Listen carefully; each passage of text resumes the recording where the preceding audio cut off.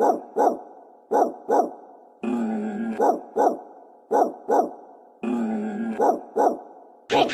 on the yeah.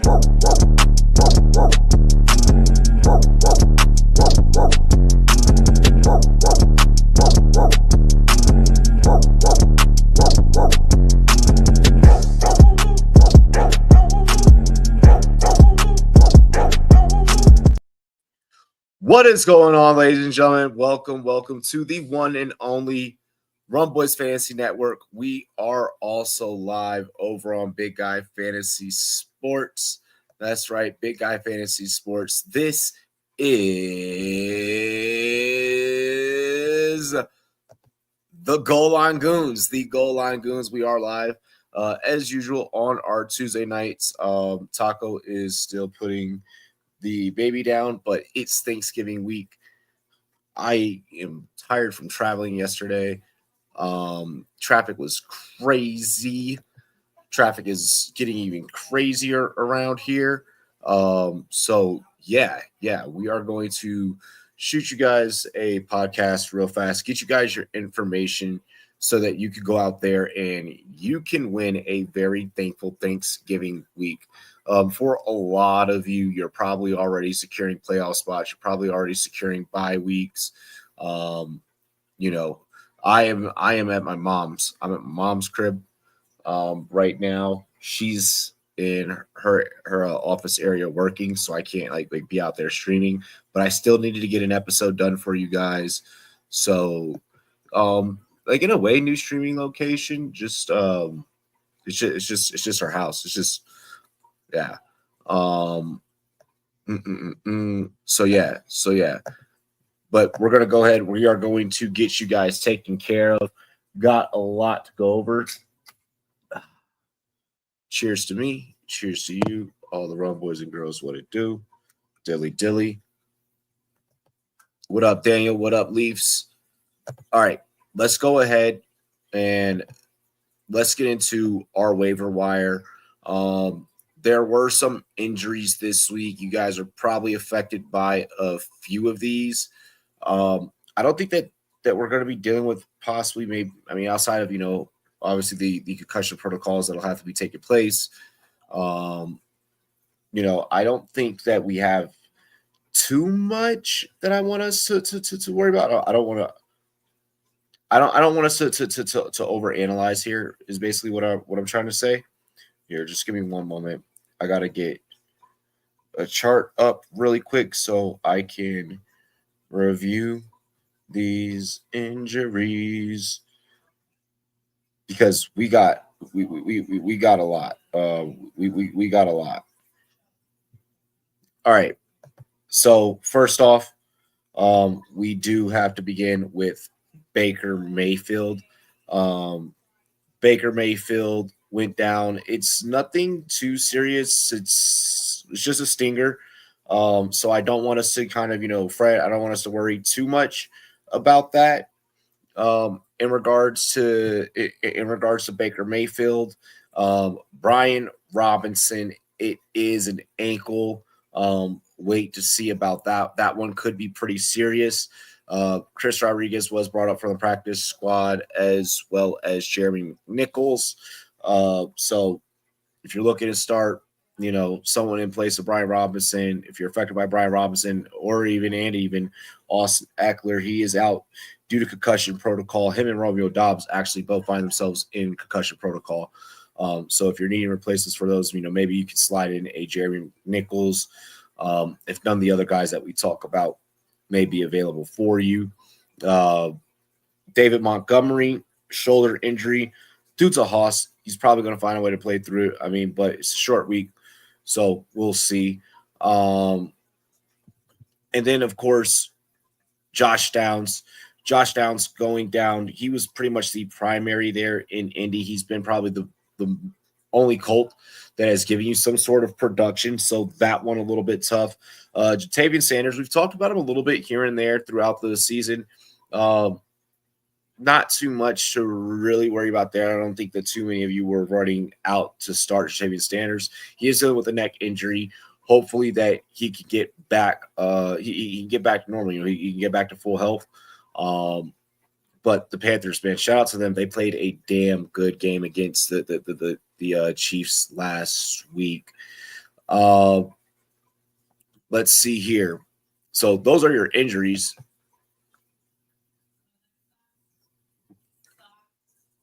Bye weeks. Bye weeks, you are going to be looking at no bye weeks. All right. Now, just because that there are no bye weeks, I do want to make sure that I do place emphasis on the fact that for a lot of these teams, given the fact that it is Thanksgiving, you are going to see it is going to be a short week. So for teams like the Chicago Bears, Detroit Lions, the New York Giants, the Dallas Cowboys, Miami Dolphins, Green Bay Packers, all playing on Thanksgiving, make sure that you guys are prepared accordingly. All right. Again, that's Bears, Lions, Giants, Cowboys, Dolphins, Packers, all playing on Thanksgiving. All right. All right. Of course, we expect the Lions to go out there, take care of business, handle business. Dallas will likely probably beat New York. Danny DeVito did not look great last year. Dallas realistically just went off of special teams. I don't know if they can capture lightning in a bottle twice. And then the Packers-Dolphins game. That game is actually probably going to be a lot better, probably the better game out of the Thanksgiving slate. That one could be close. That one could be close. Dolphins with Tua right now are, starting to pick up a little bit of steam. Green Bay coming off of a massive win up against the San Francisco 49ers. Granted, that was a 49ers team that has been seeing Debo put up season lows, and then also, been dealing with the injury bug. Brock Purdy wasn't there, so on and so forth. But for bye weeks, no bye weeks, just please keep in mind the Thanksgiving slate. All right. All right. What up, George? What up, George? Robbie, do I play Chargers defense versus Atlanta or Cowboys defense versus the Giants? I'm 6-6. Must-win game to make the playoffs. It's really going to be depending on what Falcons team is going to be placed out there. Whenever we take a look at them here heading into Week 13, Cowboys defense should easily topple the Giants. The Cowboys defense is probably the safer bet. Especially, hell, if they are able to strike lightning in a bottle twice, then there's absolutely no reason why not to go ahead and go out there when you're getting the special teams points with them as well. You might be able to get away with Colts against New England. They're available in about 5% of leagues. You got Seattle up against the Jets. They're available in about 15% of leagues. I really do like Seattle against the Jets because the Jets and good football have not been sentences that have been able to be synonymous with each other. And then you also got the Bucks going up against Carolina. I get that Carolina may have looked good against the Chiefs, but again, this is the NFL. Trying to strike lightning in a bottle twice is a very difficult thing to do. So when we talk about streaming defenses, those would really be the three that I'm looking at is Colts, Seahawks, and Buccaneers. But if we're really coming down to Chargers or Cowboys, Cowboys versus Giants is probably the matchup that you'd maybe want to lean towards. But that Chargers defense is fucking sick with it. But they did also just get blown out by the Ravens too. So how much stock we're really going to put into that? I do want to get into quarterback injuries because I have a few of those to go over for you guys. Matthew Stafford, 59% availability, or only rostered about 59% of leagues. You should be able to go out there and get him. With this list, I just want to make sure that I emphasize that more. So I put this together, being that, some of you in 2 quarterback leagues, maybe you're needing it. These are really deep stashes. Okay. Obviously, if you have a better option, you are going to play the better option and maybe not necessarily these, unless we're going to talk about Bo Nix. Bo Nix, get this man his GLD. This man is shining out there. All right. Bo Nix, available in about 79% of leagues. Like I said last week, I'm just going to keep mentioning him until he's 100% rostered all across the fucking board. All right. Bo Nix is definitely startable. Definitely startable.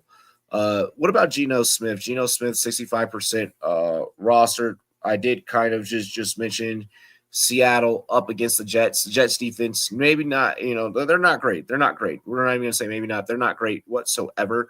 So Geno Smith, I feel like, is definitely startable this week. Caleb Williams, I'm not in a rush to start Caleb. Anthony Richardson, we know what the roller coaster of playing Anthony Richardson is like and what that does. If you're willing to ride that roller coaster, then hey, absolutely go for it. Jameis Winston, 22% rostered. Winston is balling. Winston is going out there and he's putting up fantasy relevant numbers. I have absolutely no problems with you starting Winston. Should you feel big win up against Pittsburgh, he's playing with confidence. If only you got fantasy points for sound bites, that would be even that much better. Let's see here. Drake May, again, he's been playing well, but the team around him necessarily isn't well. But I'm impressed with Drake May. I'm more so looking towards the future when it comes to Drake May. I'm not really putting him in any starting lineups. And then Derek Carr, that is a bottom of the barrel pick. All right, super bottom of the barrel. Colts game seems like a trap, not a great defensive unit. Bills defense is on waivers, but I only trust them if Purdy is out, which I can't confirm yet. Feel free to just scoop them up just in case. Feel free to scoop them up just in case. But also, let's keep in mind right now that injury bug is going around San Fran like something fierce. Who's to say that Purdy even comes back 100%? And if we're only getting maybe 60-65% Purdy, I'm definitely willing to start the Bills defense up against that. So yeah. Taysom Hill is mentioned later on. Don't worry. Kind of tossed up on Berkey, Tyrone, or Brock. Well, Brock Bowers is the only I'm assuming you're talking about Brock Bowers. Brock Bowers is the only relevant tight end, or the only relevant player for the Raiders. Bucky seemingly took over, it seemed like last week, and last week really shined. I wouldn't be surprised if they keep going with him, going and rolling with the hot hand. I get that was a fairly easy win for the Buccaneers, so you didn't really need to deploy all of your weapons per se. You didn't really need to, you got to utilize that game and maybe save some plays getting ready here for a deep run in December football. So, but I don't get me wrong. For me, it would be between Bucky and Brock. It probably I maybe at this point I'm maybe leaning a little bit more so towards Bucky. Garbage, you got banged up last week, so there's that. There is that. Let's see here. I want to get into the running backs. For running backs, it's pretty thin. At this point of the year, at this time of the year, the waiver wire is super thin. All right, because playoff brackets are pretty much getting all set and locked into place. And what does that mean? That means you're facing the best of the competition, which means they pretty much have a lot of guys that you may have tried to snipe off the waiver wire. They may already have on their roster. All right, that's just the nature of the beast. Running back pretty thin. Jerry McNichols, like we mentioned, there's a chance you're going to be missing both Brian Robinson and Austin Eckler this week. McNichols, outside of his time, against his former team, quote unquote revenge game type narrative, hasn't really, been able to get a full set of starts in the NFL. This is an opportunity for him. Weapon X, go out there, do your thing. Chris Rodriguez, honorable mention, because he's probably going to get some touches as well. Amir Abdullah, 33% rostered across leagues. Kind of mentioned him last week. Same thing, same narrative as what we said on last week's show. This is really much more so of a deep stash. Kenneth Gainwell, get your handcuff, okay? Kenny Gainwell, if you got Saquon, you need to be having a roster spot, a bench spot for Kenny Gainwell. Oh, well, but I have a Dunze on my bench, and I don't want to drop. You can drop a Dunze to go and have Kenny Gainwell, all right? Heading into the playoffs, you don't want to be having Kenny Gainwell out there, and then should anything happen to Saquon, and then you make it to the next round, Kenny Gainwell is now on someone else's roster, and you're going to be ass out. I'm not speaking anything ill into existence about Saquon. I am just saying that you need to be prepared if you have Saquon, okay? You need to be preparing for the impossible when chasing a championship right now, all right?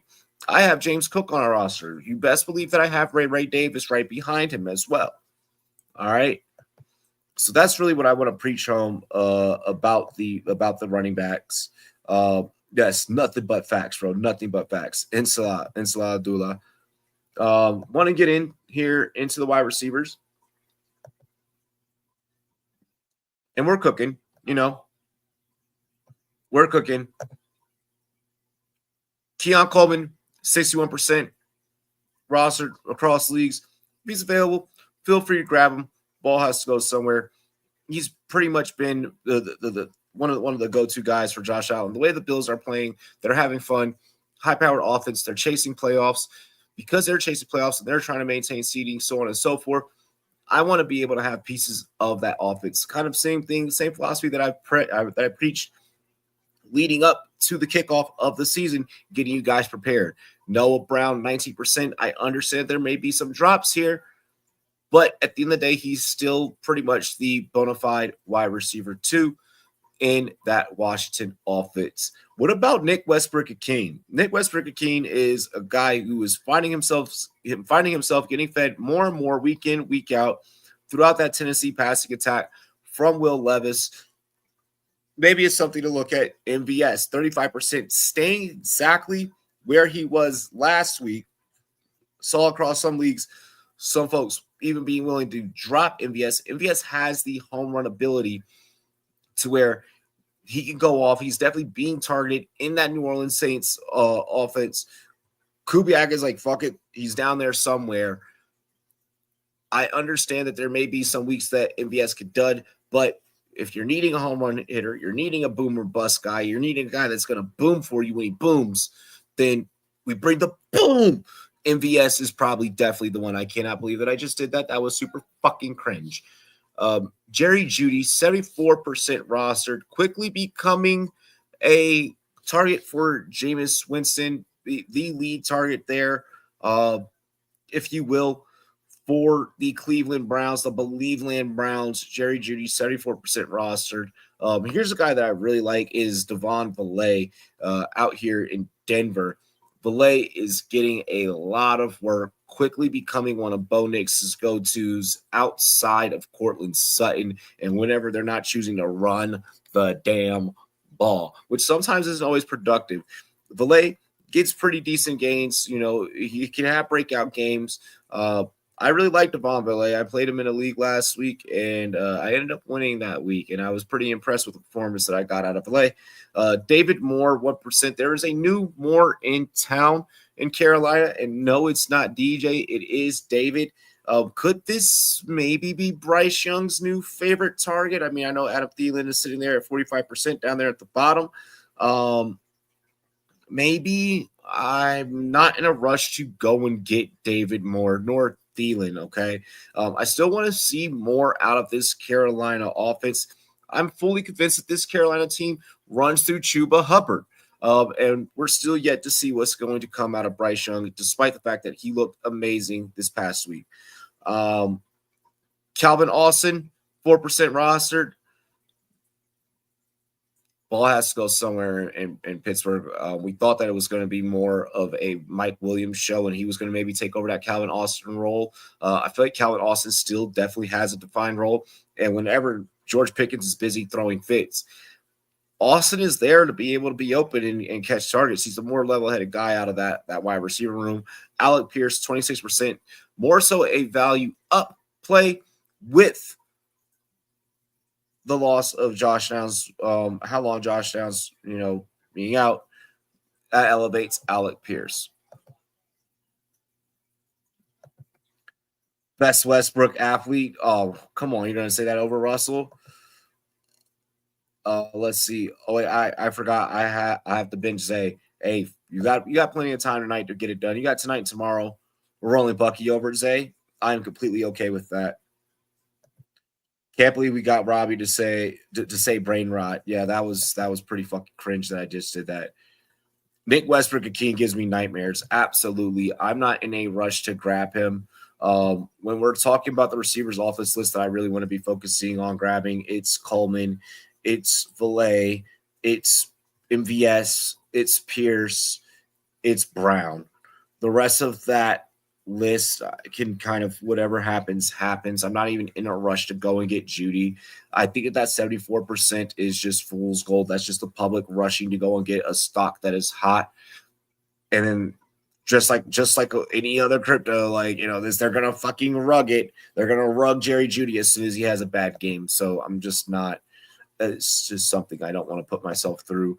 Tight ends, Taysom Hill, 63% available. If he's available, you need to be putting him in the lineups. The dude is gonna win. He's gonna win someone a championship this year. Mark my words.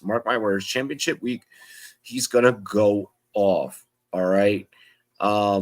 Pat Freiermuth, 45% available. I know that he's kind of dropped down the tight end rankings, but I do think that Pittsburgh, when things kind of begin to crumble, they can trust Pat Freiermuth. So, when things begin to crumble with that passing game more, so they can trust Pat Freiermuth. Cold season, cold weather games, that makes for big play tight ends, that makes for strong running game. Jonnu Smith, who has been going off, it seemingly became a focal point week in, week out for the Miami Dolphins. 75%.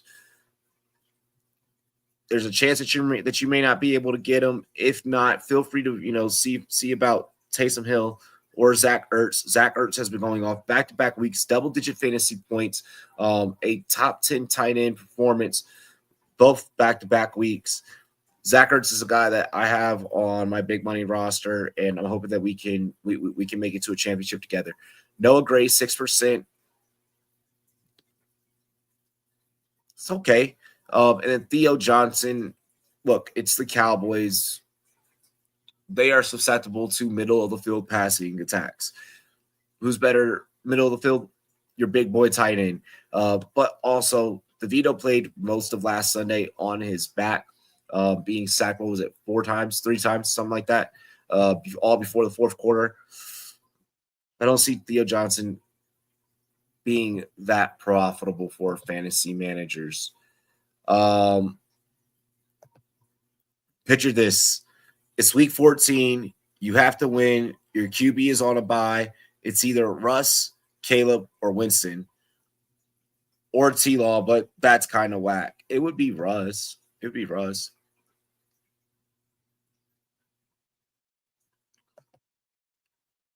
Tight end 2 to Tay-Tay's boyfriend, brother. Yeah. Not in a rush to grab Noah Gray, especially when they have Justin Watson right there. It's just weird. And Justin Watson's basically utilized as a glorified tight end. And that would be just a situation I'd avoid. It's more so of like a handcuff situation to Kelsey, but yeah, no. Yeah, Russ is definitely the safest for week 14. I'm assuming that it'd be Jaden Daniels that would probably be on the bye for you. Think Kirk fell off? I don't know. I don't think that Kirk fell off. With a lot of these guys, I want you to keep in mind that we're late in the season. There is some things that I'm going to get into and I'm going to talk about here. First things first, overall this season, there have been about, fair to say, for the most part of the season, for the better part of the season, there's been an average of 30 running backs that have scored 10 or more fantasy points per game. But over about the last like few weeks, we'll say like 3-ish weeks, we've seen that number drop from 20 running backs scoring 10 or more points, 22, and then just this last week, only 16 running backs scored 10 or more fantasy points. I want to talk about approach to kind of maneuver around this. All right. If you're worrying about your RB1, RB2, maybe not giving you a double-digit week, because let's face it, the double-digit week is just that is just barely skin of your teeth, a safe fucking floor, okay? You're realistically wanting, your running back getting you 20, 30 burgers. Like, that's a really, really great, outstanding week. But, okay, let's say, let's just go with a floor of 10, right? If over the course of the season, throughout now going on 13 weeks, so 12 completed weeks of football, if on most of an average, we were seeing that it was around about 30 running backs that were giving you that healthy floor. Now in about the last 3 to 4 weeks, we're seeing that drop off again, 22, or 21, 22, and then 16 this last week. That's showing that the attrition of the season is starting to settle in. Okay, we're starting to see, the Larry Johnson effect, where it's like, oh, like playoffs, all of a sudden, sky disappears. All right, more so that happened in real life NFL playoffs for him, but kind of that's the analogy that I'm utilizing here. The way that I want you guys to be pivoting around this is have a good set of flex plays that you may have to rely on, your flex a little bit more to say, hey, I need you to be that guy. I need you to be that one for me. Hey, Darnell Mooney, you're going out in my flex this week. I need you to go off because maybe Josh Jacobs doesn't get me, 12, 15 fantasy points this week, 20, 23 fantasy points this week. Which, I mean, you're hoping for a stud like that you're going to get that, right? But I want you to be thinking, okay, what's going to be my strongest flex play? Should I have to deal with this at the running back position? Should I fall victim to this phenomenon? Or if you're seeing yourself fall victim to this particular phenomenon with the decreased scoring of running backs, I think that having a very strong flex play and making sure that you're strong at every other position can be a good counterbalance to that. All right. I think that's the only way that we can counteract that. I understand that some fantasy managers out there are grasping with the reality of elimination in some of their leagues. A lot of you guys are probably diving in your group chat and, it's already starting to talk about, well, next year, this is what I'm going to do differently. Da, da, da, da. I think a lot of conversation right now is being already had about who is going to be the consensus 101 next year. And I think that without a doubt, especially after what we saw over the weekend, it's without a doubt Saquon Barkley. I don't care about the age or anything like that. I'm not looking at, projected future injury reports like people did with CMC. Right now, as it stands, Barkley is your 101. I mean, what he had 300 plus scrimmage yards. Well, technically, 225.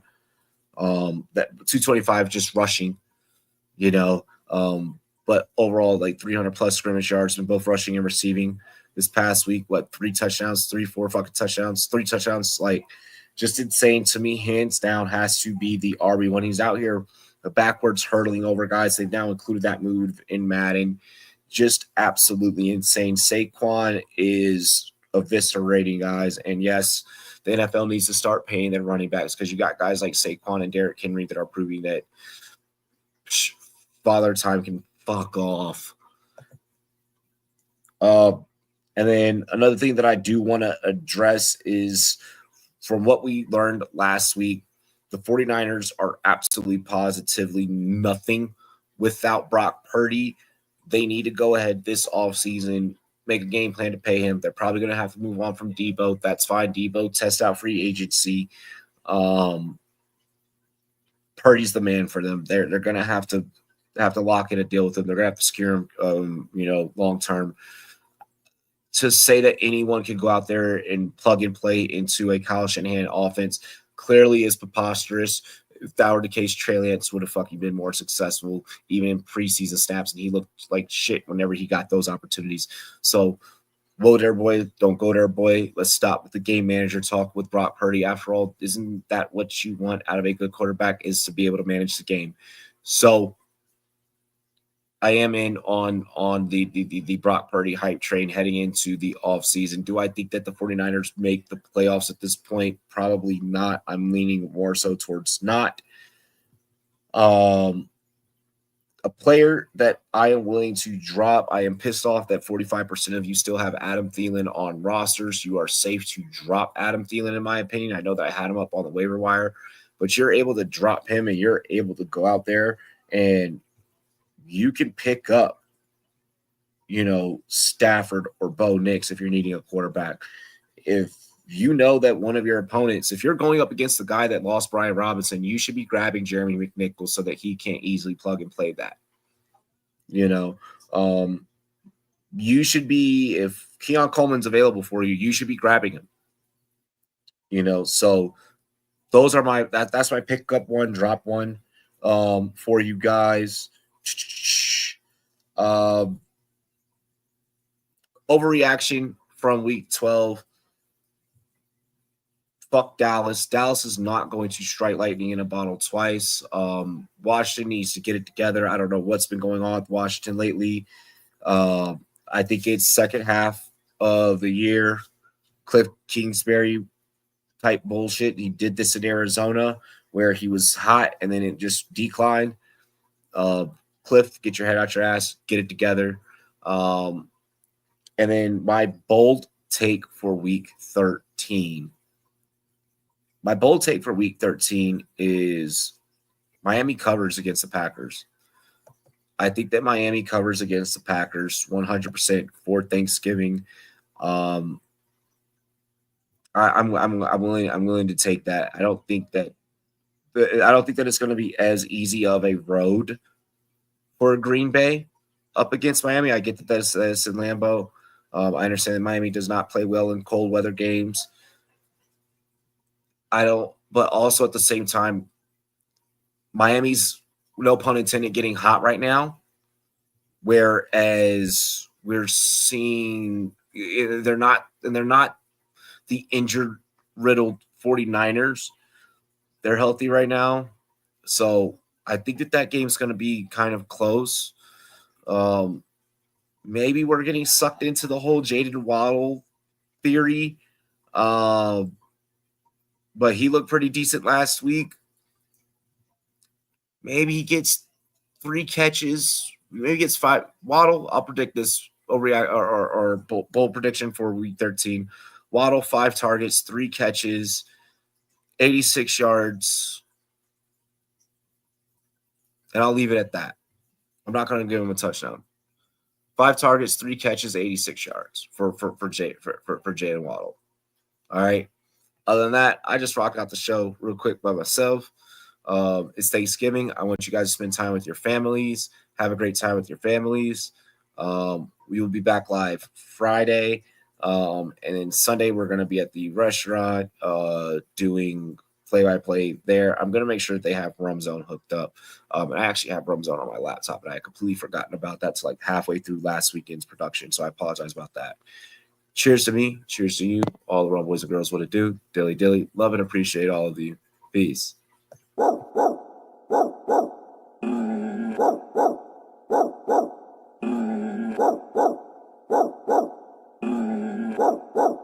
Preaching on the, yeah.